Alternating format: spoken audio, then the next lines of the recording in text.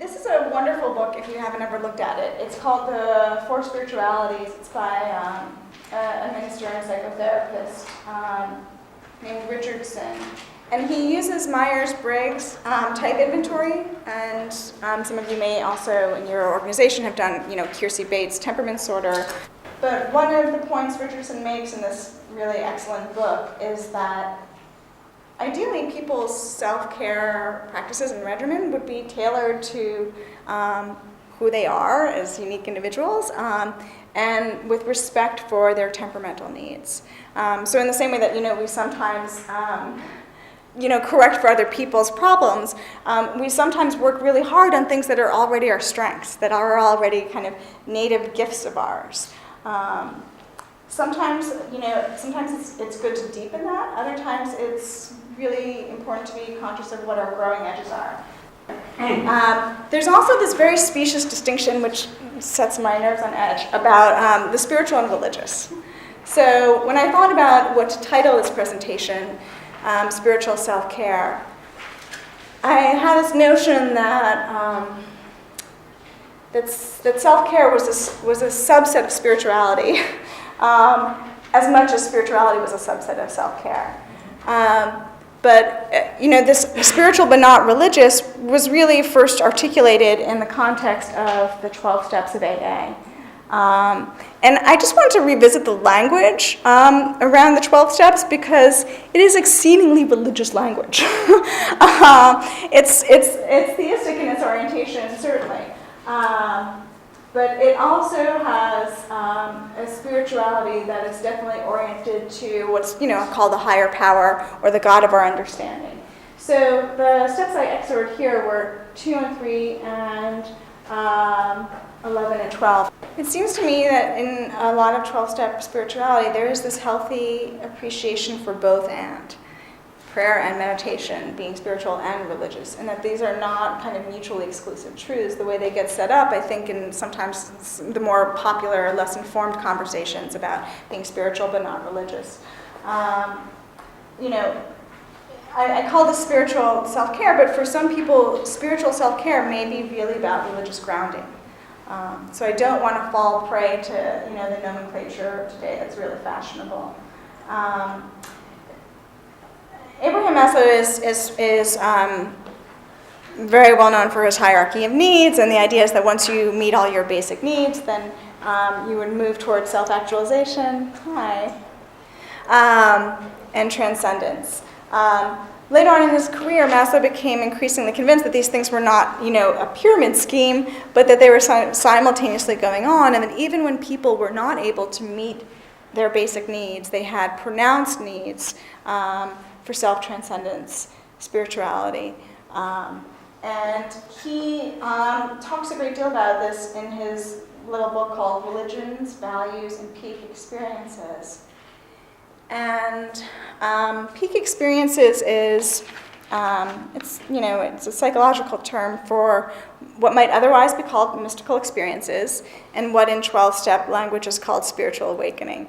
And what Maslow says in this book is that people have peak experiences all over the place. They just don't have the time or the inclination to really notice them. And they don't create the space for them to expand in their lives. And that people who actually do create the space for them to expand in their lives invite more peak experiences. And that there's this kind of self-validating experiential quality to any peak experience. He talks about these things as being values, that people who have metabolized or integrated their peak experiences tend to both perceive and to practice the being values. Being versus doing, right? That kind of distinction we talked about from the very beginning. And that among them are kind of dichotomy, transcendence, spiritual but not religious, prayer but not meditation, being not doing. And that when people have that sort of experiential validity and they have that internal sense of truth, there is a kind of self-sufficiency that they arrive at, which doesn't make them poorly related. it just makes them squarely located in self. And I think it's a little bit paradoxical to teach people spiritual self-care from this place of extreme inadequacy. Like, you need to practice self-care because you're all kinds of broken, and you're lacking this, and you're lacking that. And if only we could, fill that hole in your soul, then you might feel better. And of course, what this totally skips over is like a generative healing impulse. And Maslow says that when people have peak experiences, although they experience that as something that comes to them unbidden as a spiritual gift, that it increases their sense of having enough, being enough, doing enough, and that doesn't make them complacent, that in turn actually makes them generous. So how do you have peak experiences? It's hard to have them. The trains do not run on time, so it's hard to have them on a set schedule, but you can certainly create these conditions that support both the peak experience and also the appreciation of the peak experience. So a lot of this is stuff that is so hugely countercultural. It's like slowing down, doing less. Gary talked about screen time. I think screen time is a blessing and a curse. What does it mean for us to constantly be barraged by images and information? When are we sort of overfull, overstimulated, exhausted, spent, depleted? If you're exhausted, spent, depleted, you can't even take in what's really coming your way any longer. How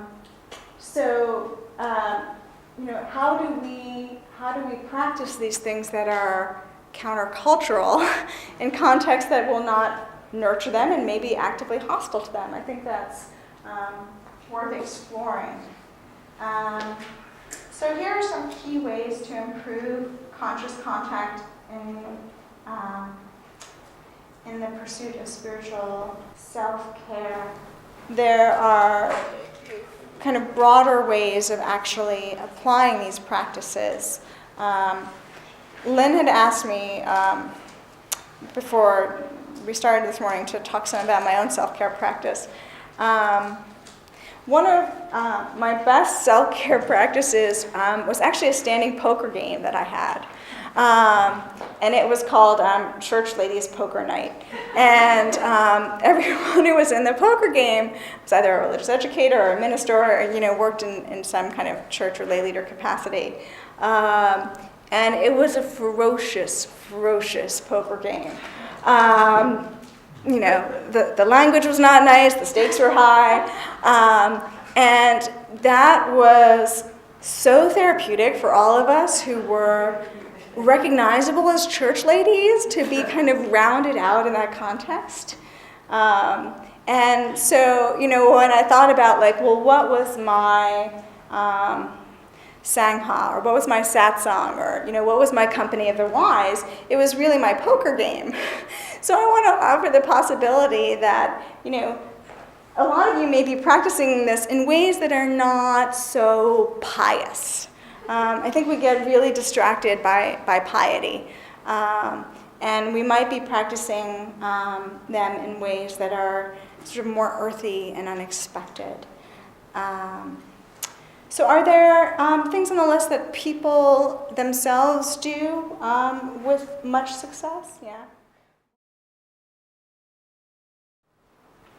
This is a reading list that's actually a pretty good general reading list. Like you could give these books to your congregants, you could give them to your clients. They were not, how to survive vicarious trauma for clinicians. Although those are useful books to read too. But I'm saying that sometimes it's really important for us to be the patient or to be the client and to not always be the helping professional, because that is not what being human means. Okay? Questions and answers.